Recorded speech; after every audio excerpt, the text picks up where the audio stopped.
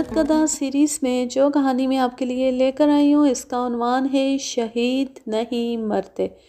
اس کے مصنف ہیں منصور احمد شاہد۔ کندیاں ضلع میاں والی کا ایک اہم قصبہ ہے۔ یہ اب رفتہ رفتہ شہر کی صورت اختیار کرتا جا رہا ہے۔ یہاں فرانسیسی کمپنیوں کے دفاتر ہیں جو چشمہ بیراج اور چشمہ لنک کینال تیار کرنے میں مصروف ہیں۔ ہم لوگ انہی کمپنیوں میں کام کرتے ہیں۔ دن بھر کام ہوتا ہے۔ غروب آفتاب کے بعد دوستوں یاروں کی محفلیں جم جاتی ہیں جو کئی رات تک برپا رہتی ہیں۔ اپنے کام کی مناسبت سے گفتگو زیادہ تر کچھ اس طرح کی ہوتی ہے: آج چشمہ بیراج کا کام اتنا ختم ہو گیا ہے، اب چشمہ جہلم لنک کینال اتنے میل تیار ہو چکی ہے۔ اس گفتگو کے دوران میں بکٹ ویل یعنی اس مشین کا ذکر چھڑ جاتا ہے جو نہر بنا رہی ہے۔ یہ مشین جرمنی میں تیار ہوئی ہے اور پاکستان پہلا ملک ہے جس نے اسے منگوایا ہے۔ ملک کے گوشے گوشے سے لوگ اس مشین کو دیکھنے آتے ہیں۔ اس مشین پر تقریباً 2.5 کروڑ روپے صرف ہوئے ہیں۔ اس کی کارکردگی کی رفتار حیران کن ہے۔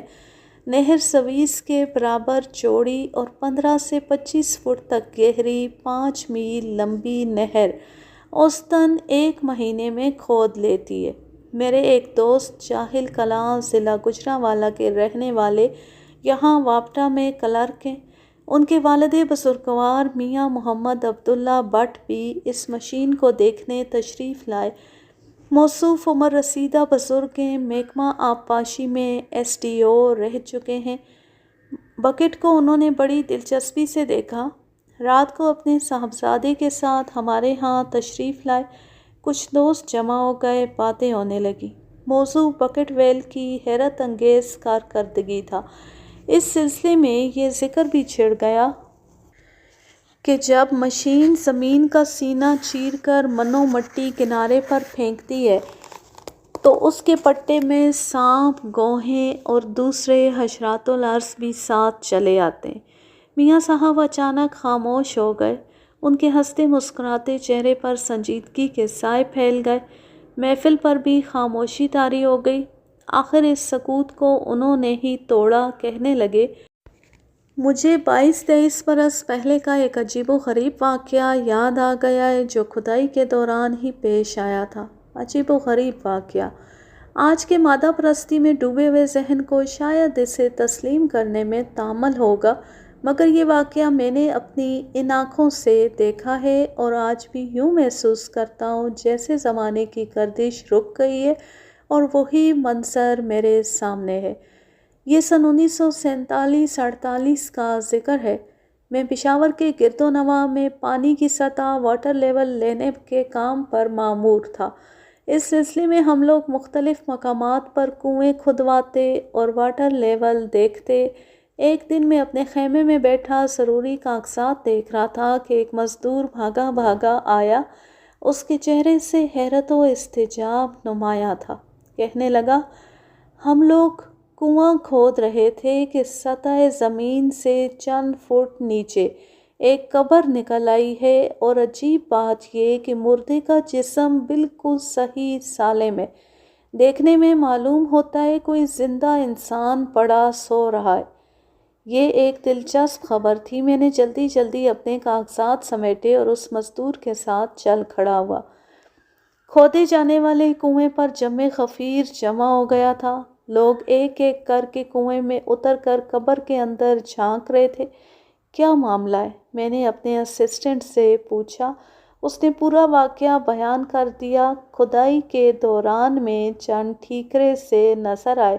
ان ٹھیکروں کو ایک طرف کیا گیا تو ایک شگاف نمودار ہو گیا۔ غور سے جائزہ لینے پر چند ٹھیکرے اور دکھائی دیے۔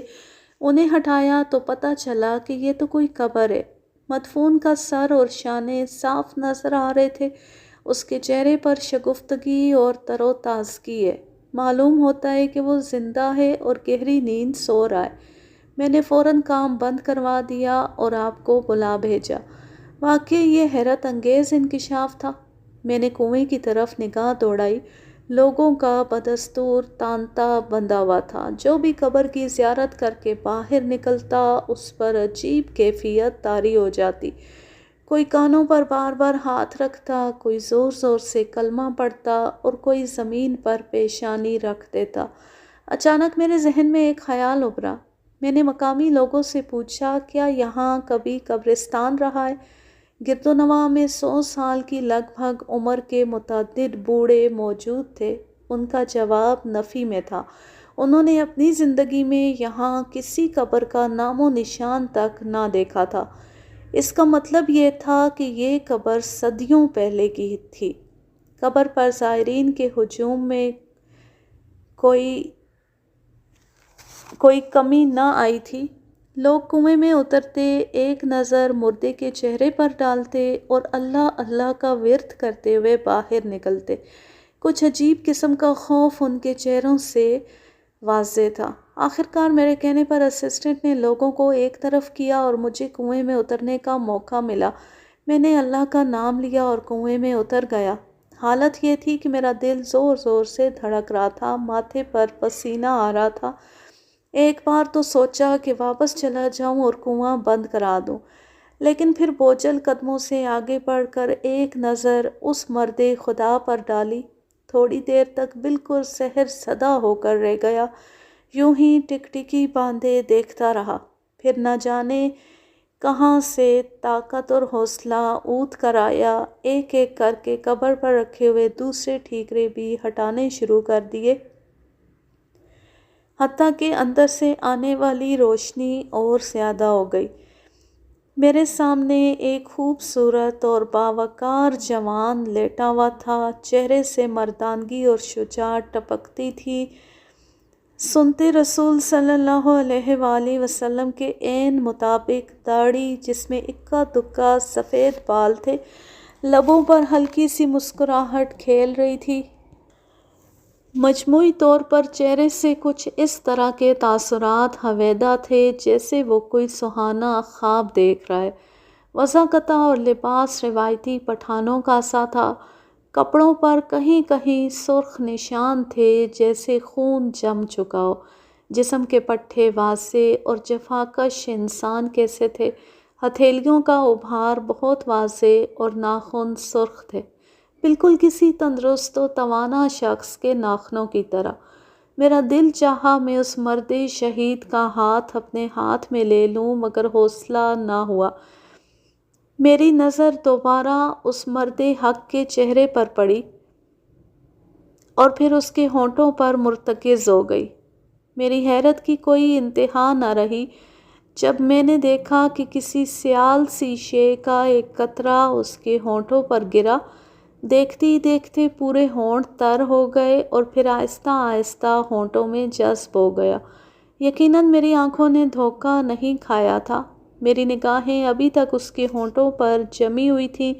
دیکھتے ہی دیکھتے ایک اور چمکدار موتی گرا اور دونوں ہونٹوں کے درمیان اس طرح رک گیا جیسے وہ ادھر ادھر لڑکنے کی قدرت و صلاحیت سے محروم ہو۔ پھر رفتہ رفتہ ہونٹوں پر ایک سرے سے دوسرے سرے تک پھیل گیا۔ خشک ہونٹ پھر تر و تازہ ہو گئے۔ چند لمحے بعد پہلے کی طرح یہ نمی ہونٹوں میں جذب ہو گئی۔ اچانک خیال آیا، ذرا دیکھوں تو صحیح یہ راز کیا ہے؟ یہ زندگی بخش غذا اس مرد خدا کو کہاں سے مل رہی ہے؟ مجھے اس طرح گم سم دیکھ کر باہر کھڑے ہوئے لوگ حیران پریشان ہو گئے اور آوازیں دینے لگے۔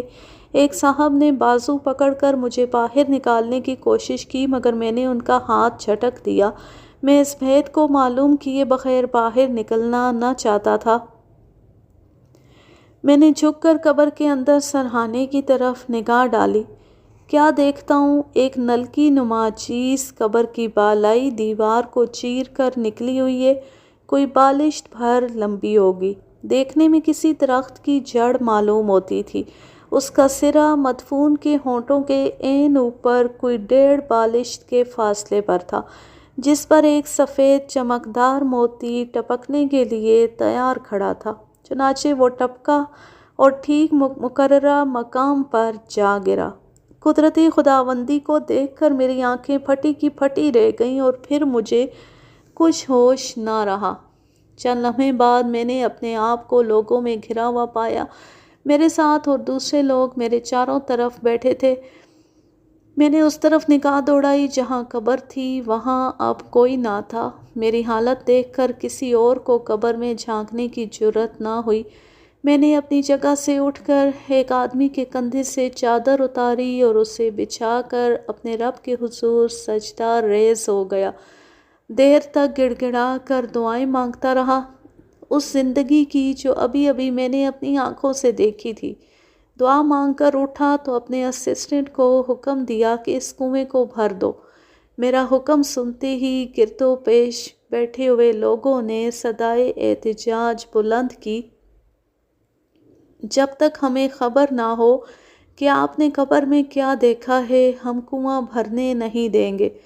مجمع میں ایک پٹھان نوجوان بھی تھا، بے حد شکیل اور تنومند۔ کہنے لگا، آپ شاید ڈر گیا ہے۔ پنجابی لوگ دل کا کمزور ہوتا ہے، ہم ڈرنے والا نہیں، اگر بولے تو اس مردے کو ابھی باہر اٹھا لائے۔ میں نے اس نوجوان کی پیٹھ تھپکی اور کہا، برخوردار، اس میں ڈرنے کی کوئی بات نہیں، بلکہ بات یہ ہے کہ ان گناہگار آنکھوں نے قدرتی خداوندی کا نظارہ کیا ہے۔ پھر میں نے جو آنکھوں سے دیکھا تھا اسے کہہ سنایا۔ اچانک وہ نوجوان بھاگا اور قبر میں اتر گیا۔ کچھ دیر کے بعد وہ واپس آیا، اس کے ہوش و حواس جواب دے چکے تھے، وہ بری طرح اپنے ہونٹ چاٹ رہا تھا۔ دیکھتے ہی دیکھتے وہ پہاڑوں کی طرف بھاگ کھڑا ہوا اور پھر کبھی اس کا سراغ نہ ملا۔ میں نے قبر کو بند کروا کر کنواں بھر دیا۔ میاں محمد عبداللہ نے اپنی بات ختم کی تو محفل پر گمبھیر سناٹا چھا گیا۔ ہم سب عجب کھوئی ہوئی نظروں سے ایک دوسرے کی طرف دیکھ رہے تھے۔ اس کہانی کا ماخذ ہے اردو ڈائجسٹ، جون سن 1970۔ اب میں لیتی ہوں آپ سے اجازت۔ جہاں رہیں خوش رہیں، شاد و آباد رہیں، ہنستے مسکراتے رہیں۔ اللہ حافظ، اللہ نگہبان۔